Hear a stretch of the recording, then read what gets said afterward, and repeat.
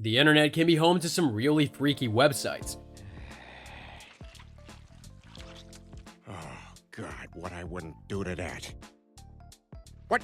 No, it's not even mine. I just clicked on it. Some of them can be as harmless as a shock website to send to your friends for a good laugh, while others are much darker. In this video, we'll be going over how a 29-year-old built his $1.2 billion drug empire, all from the comfort of his desktop computer. This is the story of the Silk Road. This is the story of Ross Ulbricht. Conception. Ross Ulbricht wasn't always the drug lord that the world knows him as now. In fact, his life was quite simple. Born and raised in Texas by a loving family, Ross had big dreams for himself, most of which didn't work out in his favor. One such dream was to create an online marketplace that was much like Amazon, but without all the legal restrictions. Ross believed that the government was meddling a bit too much with everyone's lives, and that included everyone's choice to take drugs. He believed that everyone should be allowed to take drugs at their own discretion, considering the users are putting their own lives in danger by choice. This was going to be a business built on his ideals, a business that would soon be possible by way of Tor and Bitcoin. The Tor browser and network was originally created by the Navy as a means of secure communication, capable of giving its users the most secure and untraceable experience. This, coupled with Bitcoin's decentralized and untraceable status, made Ross's dream of an internet black market all the more possible, and thus his work on the Silk Road online marketplace began, a daunting task that he took on alone. The less people knew, the better. The website was officially launched in 2011 with only his own homegrown magic mushrooms as the very first item for sale. A proud achievement, except for one problem. No one knew of the website.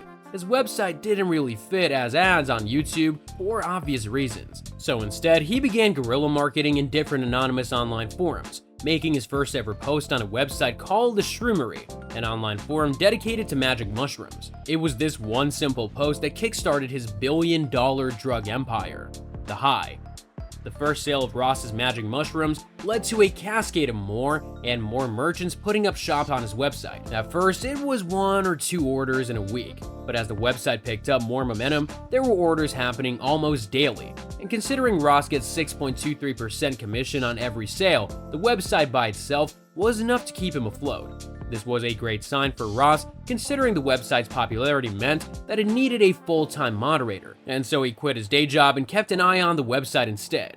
Growth isn't always a good thing, especially for a black market. Harder drugs like heroin started being sold on the market, a cause for concern considering how fatal the drug could be, a concern that Ross simply shrugged off in favor of his own political beliefs, but Ross had to protect his buyers somehow. So he installed a rating system and a private forum where buyers and sellers can rate each other. As the website grew, mainstream news outlets like Gawker, NBC, and ABC News soon caught wind of it.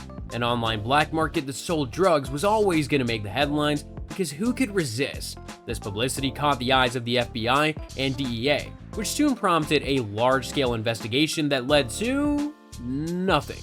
Ross was untraceable, and his empire was slowly growing. At this point in time, the website was already putting up actual weapons for sale. Handguns, assault rifles, all made available through anonymous and nigh untraceable purchases through Silk Road. Things were getting too hot for Ross, and that's when he decided to take a vacation? Fearing that he might be discovered soon, Ross began traveling all over the world, visiting every continent like a digital nomad and working on Silk Road primarily on his laptop in secluded internet cafes. Living life on the run worked for a while, but the weight of the world he created was weighing down on him. No matter where he went, the troubles of Silk Road followed him. From website bugs that cost him thousands of dollars to internet hackers seizing his website for ransom, this was all too much for one man to handle. He needed help. He needed coked up community. As Silk Road grew, so did the need for maintenance. For this, Ross reached out to the loyal and active users in Silk Road's community, offering them jobs to help maintain the website.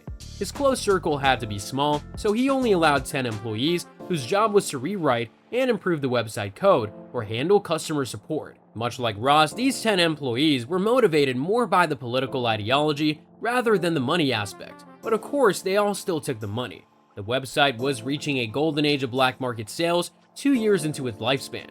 Silk Road started earning $500,000 per week from over 1 million users. The merchandise expanded from harmless recreational drugs to human body parts. Are those testicles? Where did you get those? I don't remember. Hacking software, counterfeit cash, fake IDs and passports, cyanide, and even a rocket launcher. All this depraved human merchandise only served to bring the community closer together. Suddenly, Ross wasn't all alone in his dark world anymore. He had found work friends. One of these friends, arguably his closest friend, went by the username Variety Jones. Jones was eerily experienced when it came to the black market scene, and he used this experience to become Ross's mentor and advisor. One piece of advice that Variety Jones suggested was the creation of a persona, a mask that he could hide behind for reasonable doubt. He argued that if authorities were ever to trace the origin of Silk Road to him, he could just pin the blame on his online persona and claim that it wasn't him.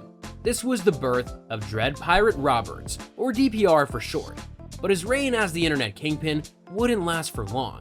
Bad trip.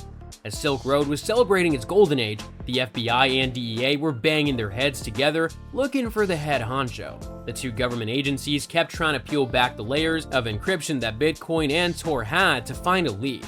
But to their surprise, their first lead would come from the unlikeliest of places. That's because the first real breakthrough in the Silk Road case came from an IRS agent by the name of Gary Alford. Now, Gary wasn't a tech genius, nor did he claim to be. He knew nothing about Bitcoin, much less Tor, but his lack of knowledge enabled him to think outside the box. He reasoned that Silk Road didn't just appear out of thin air. Someone had to light the match. Through a simple Google search, he was able to find the earliest mention of Silk Road on the internet, and this Google search led him to a website called The Shroomery, where he would find Ross's first ever post. Of course, Ross wasn't an idiot. He would never post on a website about drugs using his own name. Instead, he had a username, but not just any username. This username is the same username that Ross would use on multiple websites after the establishment of Silk Road. Gary knew that he was onto something, so he kept digging, looking for a crack, a slip-up from the internet's black market kingpin. And he found it, a single post that Ross mistakenly used his personal email on, rossolbrecht@gmail.com. This little slip that Ross made ultimately led to his fall when he was caught red-handed by authorities as he was trying to access Silk Road on his laptop in a public library. Not the smartest way to go, really. Aftermath. Ross's layers of plausible deniability all came crashing down once his laptop was retrieved by authorities. The laptop contained chat logs, admin access to Silk Road, and even a diary recounting his days managing his empire. He was charged with several crimes, including drug trafficking, money laundering, and the Kingpin Statute, a crime that is only reserved for drug cartel leaders. He currently serves 2 life sentences and 40 years with no parole after being proven guilty by a jury. While his reign as the Silk Road Kingpin might be over, his influence on the world stays. Ross has inspired an entire new wave of online black market entrepreneurs, though thankfully none were as successful. But with all the money he's earned and all the years he's eluded the police, his real lasting legacy would be the lives that his website ruined, be it through addiction or worse, murder.